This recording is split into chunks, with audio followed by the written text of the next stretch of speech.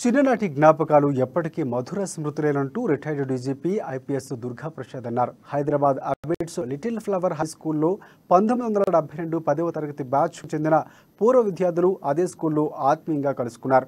School వదిలి వెళ్లి 50 ఏళ్లు పూర్తయిన సందర్భంగా జూబ్లీ రీయూనియన్ పేరుతో గత జ్ఞాపకాలు వారు గుర్తు చేసుకున్నారు. స్కూల్ విద్యార్థులు మాదిరిగా స్కూల్ డ్రెస్సులు వేసుకుని తాము చదివిన క్లాస్ రూముల్లో గ్రౌండ్లో ఉల్లాసంగా సంతోషంగా వారు గడిపారు. గురువులు ఘనంగా సత్కరించారు.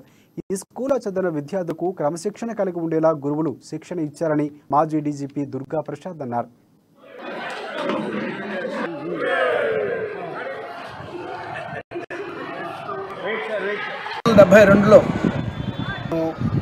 ఈ స్కూల్ నుంచి బయటకు వెళ్ళాం. అప్పటి నుంచి అంటే 50 సంవత్సరాలు అయ్యాయి.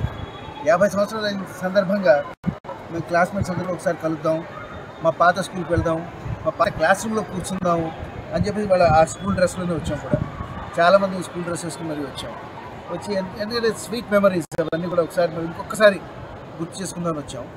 చాలామంది దేశాల నుంచి కూడా వచ్చారు. కొంతమంది అమెరికా నుంచి వచ్చారు, కొంతమంది న్యూజిలాండ్ నుంచి వచ్చారు, కొంతమంది కెనడా నుంచి వచ్చారు. సో ఇట్లా రకరకాల దేశాల నుంచి మిత్రులు కూడా వచ్చారు. సో ఇవాళ ఆల్మోస్ట్ 30-40 మంది కలిసి స్కూల్లో ఇప్పుడున్న స్టూడెంట్స్ ఇప్పుడున్న ప్రస్తుతం